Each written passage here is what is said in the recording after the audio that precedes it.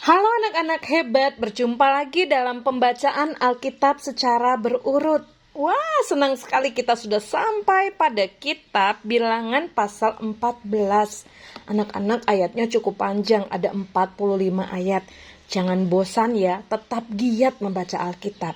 Nah, untuk mempersingkat durasi, Bu Dewi hanya akan membaca ayat 1 sampai 5. Tapi anak-anak harus menyelesaikan membaca dari ayat 1 sampai 45.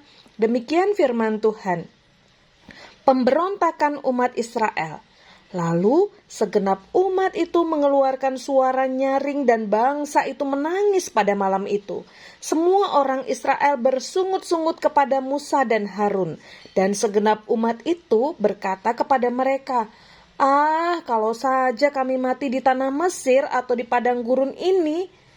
Mengapa Tuhan membawa kami ke negeri ini? Supaya kami tewas oleh pedang dan istri serta anak kami menjadi tawanan. Bukankah lebih baik kami pulang ke Mesir? Mereka berkata satu sama lain, baiklah kita mengangkat seorang pemimpin, lalu pulang ke Mesir. Anak-anak, bangsa Israel sudah hampir masuk ke tanah perjanjian. Musa mengirim 12 pengintai untuk melihat negeri itu. 10 pengintai berkata, kita tidak bisa, musuhnya besar dan kuat. Tapi 2 pengintai, yaitu Yosua dan Kaleb berkata, Tuhan bersama kita pasti bisa.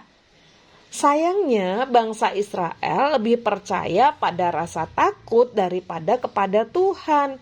Mereka mengeluh, marah, tidak percaya. Akhirnya Tuhan sedih karena mereka tidak mau percaya kepada Tuhan. Anak-anak hebat, kadang-kadang kita juga seperti bangsa Israel ya. Saat ada masalah kita takut dan lupa bahwa Tuhan selalu menyertai kita. Tuhan ingin kita belajar percaya kepada Tuhan, bukan mengeluh. Nah, pelajaran penting dari bagian ini adalah yang pertama, kita harus tahu Tuhan itu lebih besar dari semua masalah apapun.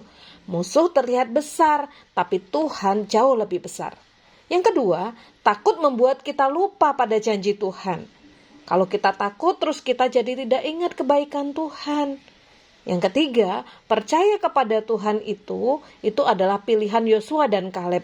Dia memilih percaya walaupun yang lain takut. Yang berikutnya, mengeluh membuat Tuhan sedih. Tuhan ingin kita berdoa, bukan hanya mengeluh. Nah, anak Tuhan harus berani karena Tuhan menyertai. Kita tidak sendirian. Tuhan selalu bersama kita. Nah, anak-anak, sekarang Bude ingin memberikan tugas kepada anak-anak. Tugas yang pertama adalah menghafalkan ayat yang ada di dalam Bilangan pasal 14 ini. Khususnya di ayat yang ke-9. Nah, itu menjadi ayat hafalan kita ya.